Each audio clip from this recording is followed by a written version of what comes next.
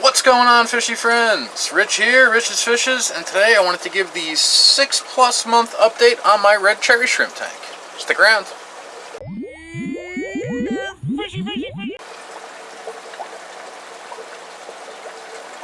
Alright everybody, here is my 10-gallon red cherry shrimp tank. A lot of my new subscribers might be here specifically because of a video I did about 6 months ago, which was an unboxing video of a bunch of red cherry shrimp. And in that video I explained how I had tried keeping red cherry shrimp in the past and had moderate success at best. More like no success would really be the right way to term it. And this particular time that I ordered some shrimp from a member at one of the forums that I frequent, there was a delay in the shipping. The box did not go directly from the shipper to my house as intended because of the U.S. Postal Service. And it was rerouted and took a lot longer than expected to get here. And as such, I was really concerned that I wasn't going to have any shrimp alive in the box when it came here. But since then, 6 months later, obviously the shrimp colony is thriving. I started with 40 shrimp altogether, and I believe I put 34 into this tank. It is very difficult to count little tiny shrimp, especially in a 10-gallon tank that looks like this, that is full of plants and full of cholla wood, full of Indian almond leaves, and full of red cherry shrimp. You can see all the activity in here. I'm disappointed in the substrate that I picked. I'm using an oil dry substrate, one of those oil absorbent materials, and I didn't realize how red it was going to be. That reddish brown color I think really takes away from the cherry shrimp in the tank, and it's very difficult to find them. You can see so much activity down here on the substrate, back on the cholla wood, all through this java moss. There's java moss everywhere in this tank, the Indian almond leaves. You can see this particular Indian almond leaf has obviously been in the tank for quite a long time. It's broken down to just the cell structure, the veins, so to say, in the leaf. Actually, that's two, one in front of the other. The one closest to us is a little less decomposed than the one furthest away. I have to get some more Indian almond leaves actually to add to this tank. But I know there was a lot of concern from some of my new, maybe not necessarily new subscribers, but new viewers. Some people were concerned about the shrimp and how I had handled them and whether or not they had survived. And obviously you can see that something has been working very, very well for this colony. They are doing fantastic in here. I do very minimal maintenance. You can see a tiny little juvenile on the glass right there. I don't know if I'll be able to zoom in. I'm going to pause this and switch lenses real quick. I'll be right back. That might be a tiny bit better. So you can see all the algae on the inside of the glass that the shrimp is picking and eating on there. Biofilm and things like that that develop in a planted tank. It's the perfect... Oh, the antler just scared that little juvenile shrimp. There's one of the two male antlers that I had originally put into this tank. Honestly, in the past week or so, I've only seen one. There is a chance that that I lost the second one very recently. It'd be a shame. Like I said, I do relatively minimal maintenance to this tank. I try not to do very large water changes the way I do on a lot of my other tanks in the fish room, specifically things like my discus tanks. On this particular tank, I try to do maybe a 10% water change once a week, if that much. I want to try to really just keep the conditions stable. Shrimp aren't producing a whole lot of waste. I don't need to remove a whole lot of water out of this tank. I do measure the TDS and things like that once in a while, but honestly, I don't often. It's easier sometimes to simply just do a 10% water change once a week. And that's roughly the maintenance schedule on this. I literally just finished doing my water change seconds before I picked up the camera and started filming. Doing the water change kind of reminded me that it might be a perfect time to do an update on this particular tank 6 months after that first video, just to show how well the colony thrives. I don't feed daily in this tank because there's so much natural food that the shrimp eat on. You can see them grazing on the java moss back here. Let me pause this one more time and see if a different lens is better. I don't know if that's better or worse. So you can see them grazing back there on the java moss. Adult shrimp, juvenile shrimp, teenage shrimp for lack of a better term. They hang out upside down. I just removed a whole ton of duckweed out of this tank. I hate duckweed. It's awful. Stuff spreads like wildfire. It's like the herpes of the aquarium community. But the shrimp hang out upside down on the plants up here near the surface. If you can see past the glare of the light, there's a shrimp right there.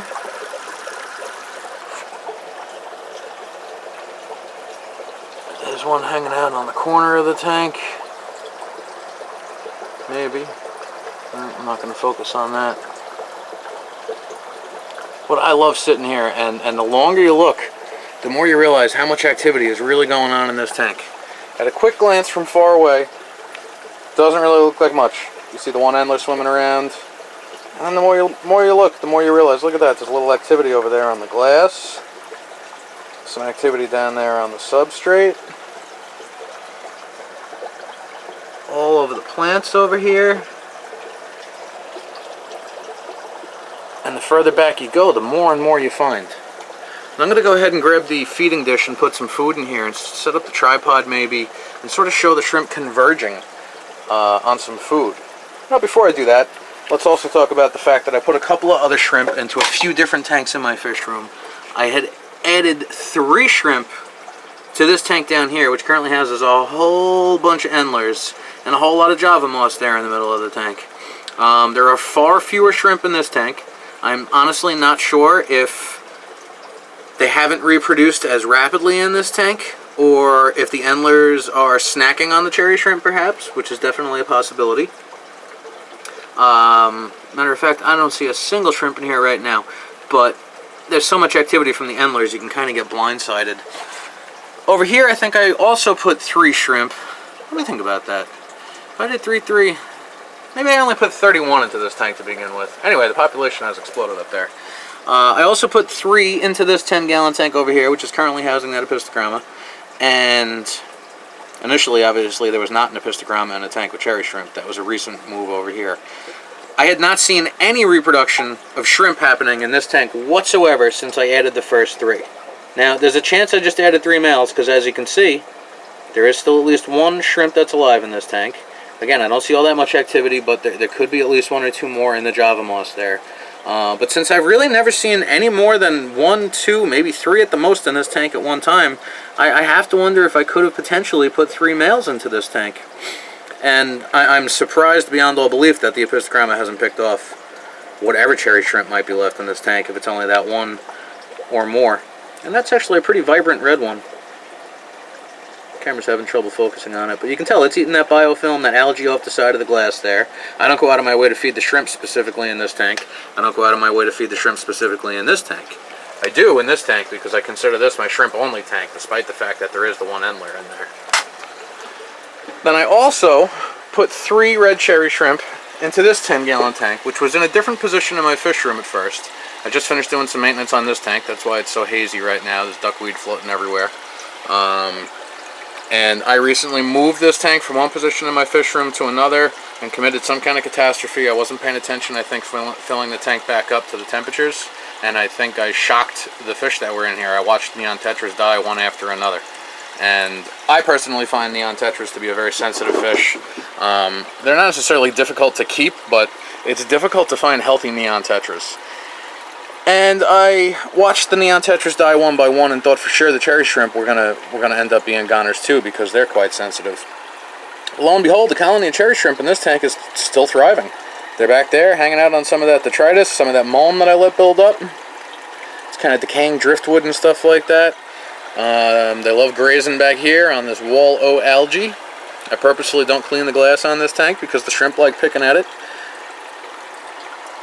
And just like in the other tank, the more you look, the more shrimp you find almost everywhere in the tank. So I'm going to go ahead and put a feeding dish in here as well, and I'll set up a camera and see if we can't take a peek at that also. So guys, the feeding dish is in the tank. I'm going to go ahead and drop an algae wafer into here.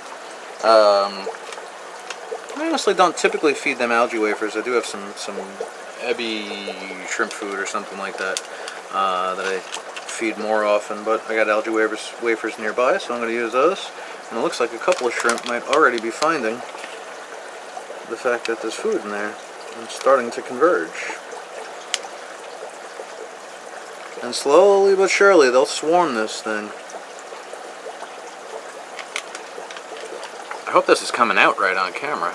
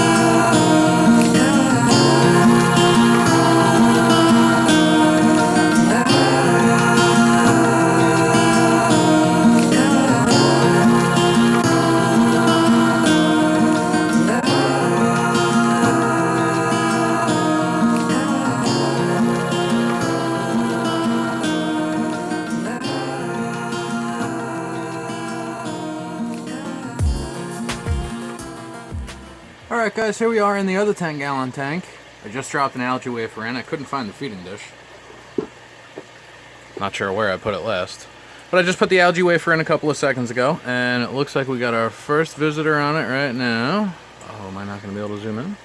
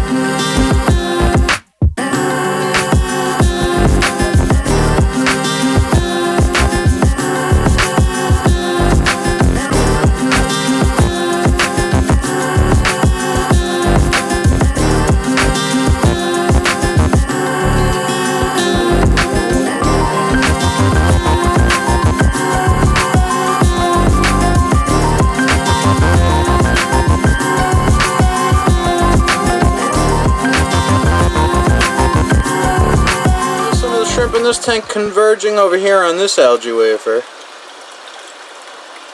And I think it's just fantastic to watch these guys swarm like this. It's so interesting because when you first look at the tank from afar, again, just like in the other tank, you know, you see a shrimp or two here or there, then you drop in a piece of food, and lo and behold, a few minutes later, there's 25 shrimp on a piece of food in minutes. This has only been in the tank for a couple of minutes now, and the swarm has happened. So the food has been in this tank slightly less, not nearly as much time as the food has been over here in this tank. So let's come back and take a look.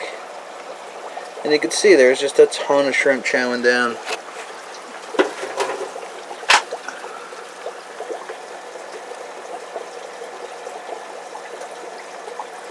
I don't see any buried females over here. Kind of surprises me. If you don't know much about freshwater shrimp, well, I don't know about actually other types of shrimp, but you can see a female carrying eggs. They're first visible up on her back, and they call it a saddle, and then eventually as the eggs get fertilized, I believe they move down into, I think it's called an egg sac, down below in the female's belly. And you can sort of see the development of the shrimp. You can almost make out an eye spot in the eggs while they're inside of the female. I showed you earlier there were a couple of really tiny juveniles in this tank. I couldn't even say when those particular shrimp were born because there's probably shrimp being born in this tank every single day. So needless to say, guys, the red cherry shrimp colony is thriving in my fish room. I am quite pleased with how everything turned out, especially after how many difficulties I had with that first shipment to try to get these things. So what else is going on in the fish room? This is that apistogramma, supposedly the Cockatoides triple red I got from Ted Judy a while back. I'm still not convinced this thing's a Cockatoides triple red. It is starting to develop some color. It's getting a bit of reddish orange on that back of that dorsal fin. And it's got a real blue sheen to the body. I think it's almost getting old enough for me to really start digging into some research and trying to figure out what this thing might be, because I'm really still not sure. Then there's that apistogramma trifasciata up here left in this tank. There's a female in there. I'm not sure where she is right now. The apistogramma hongsloy, they're over here next door to the cherry shrimp tank we were just looking at. These guys are doing real good, but they're so reclusive. They're so difficult to find. There's two females and a male in this tank. A lot of the time I catch one of the females hiding back there. I don't see her right now. Sometimes they hang out inside of the caves. I had seen some fry in the tank a couple of weeks back. Those didn't make it anywhere, and I haven't seen fry again since. But the way they're always hanging out in the cave, it does make me wonder if they're not breeding in there, and I'm just unaware of it because I can't see it. There's one of the females all the way in the back there, behind the driftwood. The male is starting to develop some color and look really, really nice. I don't have the greatest light on this tank, and the tank doesn't display very well, but the male is looking really good. I wish I could see him right now. That's a shame. I got some eggs down here in this German blue ram tank right now. I'm not trying to artificially rear these. Why, you might ask, after I tried on the other tank behind me, which by the way ended up being a failure. I don't even think the eggs got fertilized. But I'm not trying on this particular tank because I don't think I caught it early enough, and I think it's already too late actually. These eggs do not look like they're going to be viable. But I've been wrong about that in the past, so with any luck, maybe something good will happen. We'll just have to see. Other than that, back to the convergence of the shrimp, and now some of the assassin snails have also joined into the party and are chowing down as well. I hope they're not going after shrimp. There's a good possibility they are. Well, such is life, I suppose. Other than that, I'm sort of putting my fish room renovation on a longer hiatus than I had initially planned. I think I have to tackle one more project in the house. I still have to finish my kitchen project.